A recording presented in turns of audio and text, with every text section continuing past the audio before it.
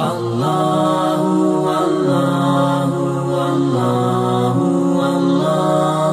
اللہ اللہ۔ حدیث شریف میں ہے کہ قرب قیامت میں علم اٹھ جائے گا، اور یہ بھی رسول اللہ صلی اللہ علیہ وسلم کا ارشاد ہے کہ علم اس طریقے سے نہیں اٹھے گا کہ آدمی عالم رات کو سوئے تو علم اس کے سینے میں ہو اور صبح کو اٹھے تو اس کے سینے سے وہ علم نکل جائے۔ ایسا نہیں ہوگا، بلکہ علماء دنیا سے اٹھتے چلے جائیں گے، اور پھر اس شان کے علماء نہیں رہیں گے، اور لوگ جاہلوں کو اپنا بڑا بنا لیں گے، اور وہ جہالت کے باوجود فتویٰ دیں گے، خود بھی گمراہ ہوں گے، دوسروں کو بھی گمراہ کریں گے۔ تو دنیا کے اندر یہ موت و حیات کا سلسلہ تو چلتا ہی رہتا ہے۔ دنیا فانی ہے، ما عندکم ینفد وما عند اللہ باق۔ جو کچھ تمہارے پاس ہے وہ فنا ہونے والا ہے، اور جو کچھ اللہ کے پاس ہے وہ باقی رہنے والا ہے۔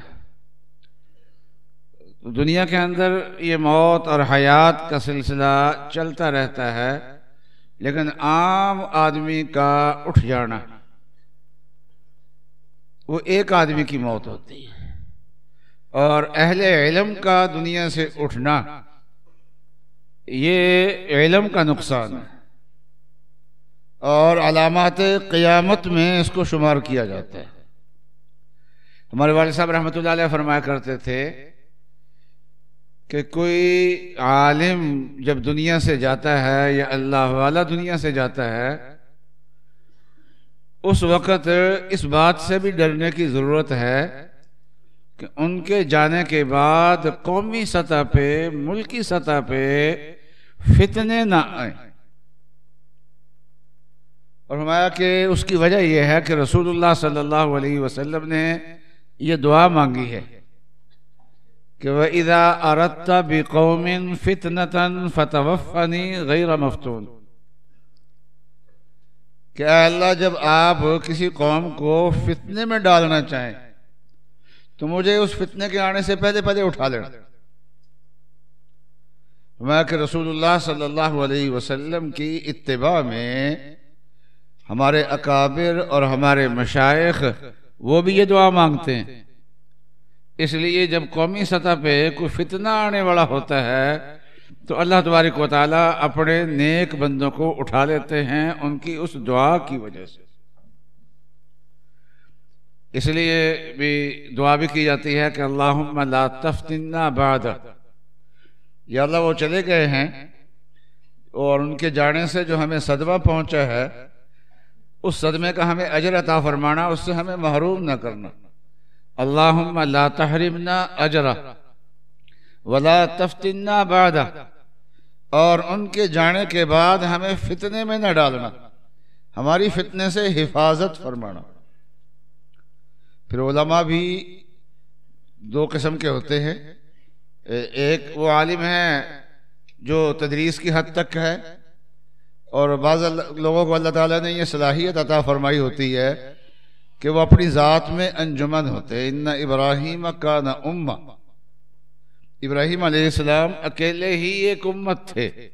بعض لوگوں کی یہ صلاحیت ہوتی ہے، ان کے اندر قیادت کی صلاحیت ہوتی ہے، انتظام کی صلاحیت ہوتی ہے۔ جب وہ عالم بنتے ہیں تو پھر قوم کے لیے کوئی کام کر کے جاتے ہیں، کوئی ادارہ بنا کے جاتے ہیں، کوئی کام کر کے جاتے ہیں۔ اب ہمارے اس وقت کے علماء میں ایک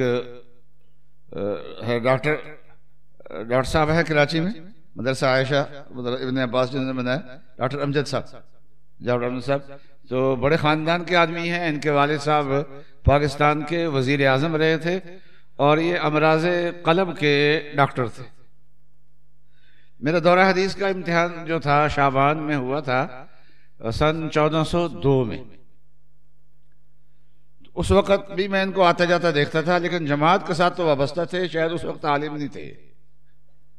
اور پھر بعد میں امراض قلب کے ڈاکٹر تھے، اور ایک زمانہ تھا کہ امراض قلب کا ڈاکٹر اور اس طریقے سے دماغ کا ڈاکٹر کراچی میں ہوتے تھے اور مقامات میں نہیں ملتے تھے. یہ کارڈیالوجی ہسپتال وغیرہ جگہ جگہ بن گئے ہیں، یہ اس زمانے میں نہیں ہوتے. یہ اس زمانے میں امراض قلب کے ڈاکٹر ہے جس وقت پاکستان میں یہ نایاب چیز تھی.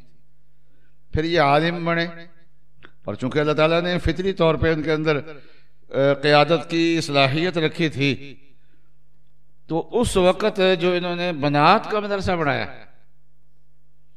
اس بنات کے مدرسے میں ان کی شرط یہ تھی کہ عربی میں تعلیم ہوگی.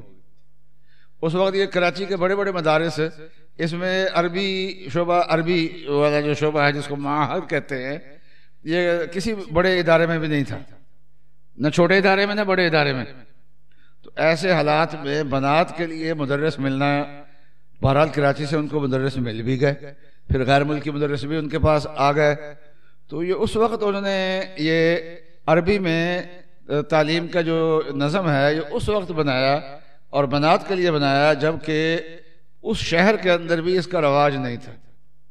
اور آپ دیکھتے ہیں کہ ہمارے ہاں کتابیں ہیں جو چھپی ہوئی ہیں، حدیث شریف کی کتابیں ہیں، یہ تقریباً 100 سال یا اس سے زیادہ پہلے کی یہ کتابت شدہ ہے.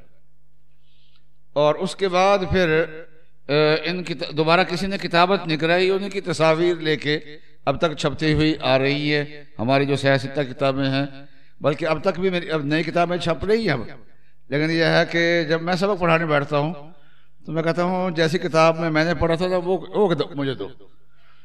تو وہ پرانا طریقہ، اور اس میں پیراگراف کا کوئی لحاظ نہیں، اور کوئی طریقہ نہیں، اور کتاب اچھی طباعت نہیں، اور کوئی کر بھی نہیں سکتا، اس لیے کہ اچھی طباعت کے لیے خرچہ بہت ہوتا ہے. ایک آدمی بہت بڑا بھاری خرچہ کر کے کتاب کو وجود میں لائے گا، کوئی اور اس کی کاپی لے کے چھاپ دے گا، اور یہ وہ سستی بیچ دے گا، یہ پڑی رہ جائے گی. تو تجارتی نقطۂ نظر سے نہیں ہو سکتا. لیکن ڈاکٹر صاحب نے اس کو رفاہی طریقے سے اس کام کو کیا، اور آج مکتبۃ البشریٰ کے نام سے بہت ساری کتابیں وجود میں آ گئی ہیں. میں بتا کرتا ہوں کہ اللہ تبارک و تعالیٰ نے بعض لوگوں میں قیادت کی صلاحیت رکھی ہوتی ہے، وہ بہت سارے لوگوں کو ساتھ لے کے چل کے ادارہ بنا کے چلتے ہیں. تو آپ کے محتمم صاحب رحمۃ اللہ علیہ، حضرت مولانا کریم بخش صاحب رحمۃ اللہ علیہ، ان کے اندر بھی اللہ تبارک و تعالیٰ نے ایسی ہی صفات رکھی تھی. یہ جامعیت کی، قیادت کی صلاحیت اور جامعیت، یہ دو چیزیں ان میں نمایاں تھیں. ملتان میں اس ادارے کے قائم ہونے سے پہلے بڑے مدارس تھے. خیر مدارس بڑا ادارہ ہے، اور جتنے پاکستان کی عمر ہے اتنے ہی خیر مدارس کی عمر ہے. قاسم بڑا ادارہ ہے، اور اس کی عمر شاید پاکستان سے بھی زیادہ ہوگی، اس سے بھی پہلے کا ہے. تو جہاں بڑے بڑے اکابر موجود ہوں وہاں ادارہ بنانے میں کامیاب ہو جانا. جب اس کی بنیاد رکھی ہے اس وقت تو ان مدارس میں بڑے اساتذہ موجود تھے، جو ہمارے بھی اساتذہ تھے وہ موجود تھے. تو ان کی موجودگی میں انہی کے شہر میں کامیاب مدرسہ بنانا، اور طلباء کا رجوع ہونا، اور اچھے مدرسین کا اس طرح رجوع ہونا، اور وہاں پر آ کے جمع ہو جانا، یہ حضرت کی انتظامی صلاحیت تھی. تدریسی صلاحیت بھی اللہ تبارک و تعالیٰ نے بہت عطا فرمائی تھی.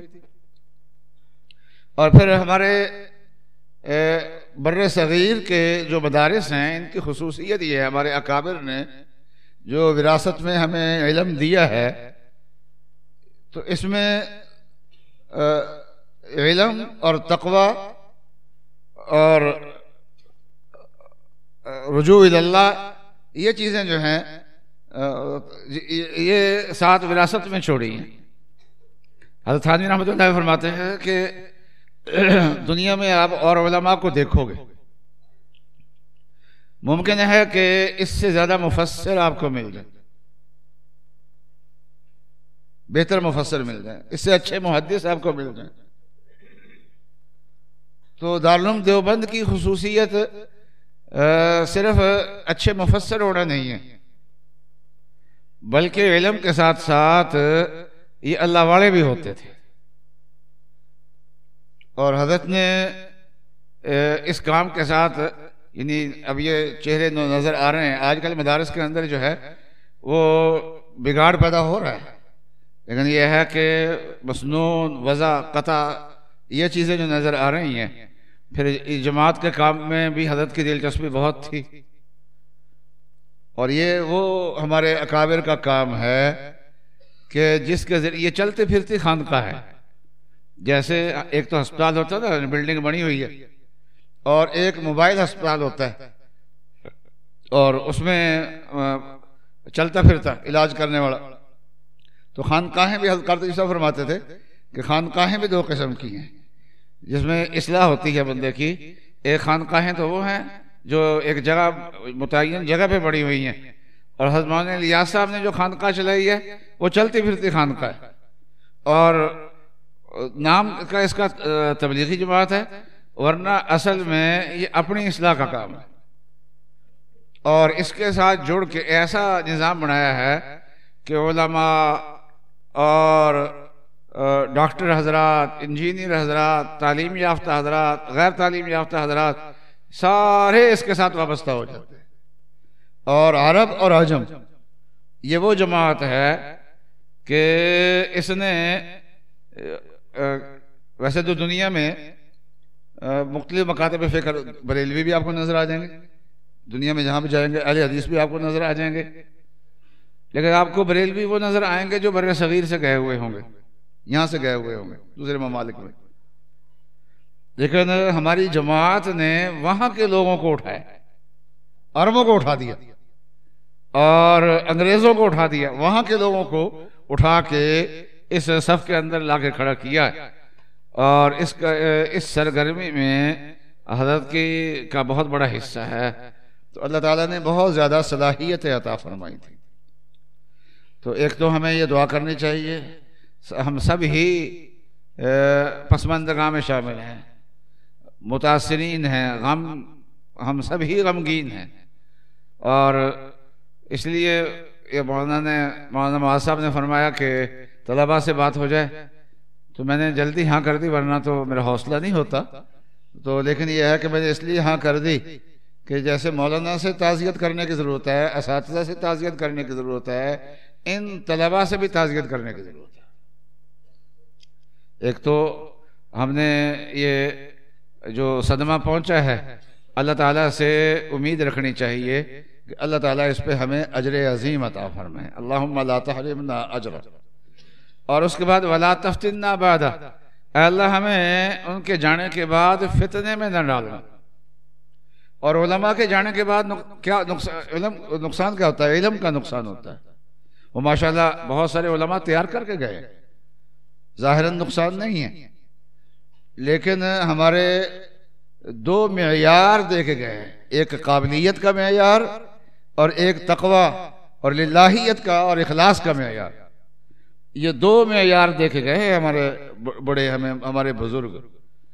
اگر ان میں سے کسی ایک میں ہم نے کوتاہی کر دی، کتاب کی قابلیت میں، مطالعے میں، تکرار میں، جو ہمارے اکابر جس قابلیت پہ زور دیا کرتے تھے اس میں ہم نے اگر کمی کر دی تو پھر ان کے جانے کا خسارہ ہے، پھر وہ چلے گئے، وہ اہل علم پیدا ہو رہے ہیں لیکن وہ معیار نہیں رہا۔ اور تقوی اور اخلاص اور للہیت اور ذکر و اذکار اور اللہ کو یاد کرنا، روزے رکھنا، نوافل پڑھنا اور جماعتوں کے ساتھ چلنا، ان چیزوں کے اندر اگر ہم نے کمی اور کوتاہی خدا نہ کرے ہو گئی تو پھر ہم فتنے میں مبتلا ہیں، اور پھر ان کا جانا نقصان کا باعث ہے۔ اور اگر ہم قابلیت کے معیار کو بھی برقرار رکھیں بلکہ بڑھانے کی کوشش کریں، اور تقوی اور للہیت اور اخلاص جو چھوڑ کے گئے ہیں، دنیا سے انسان نے کیا لے کے جانا ہے؟ عمل لے کے جانا ہے، جب مر جاتا ہے تو پھر عمل کا سلسلہ منقطع ہو جاتا ہے. لیکن رسول اللہ صلی اللہ علیہ وسلم نے فرمایا کہ 3 قسم کے لوگ ایسے ہیں کہ وہ دنیا سے چلے جاتے ہیں لیکن ان کا عمل جاری رہتا ہے، نامہ اعمال میں اعمال چلتے رہتے ہیں اس کے. اور وہ 3 قسم کے لوگ کون سے ہیں؟ ایک وہ ہے جو پیچھے صدقہ جاریہ چھوڑ گیا، مسجد بنا گیا اور کوئی عمارت بنا گیا جو لوگوں کے کام کی ہے، لوگوں سے فائدہ اٹھا رہے ہیں.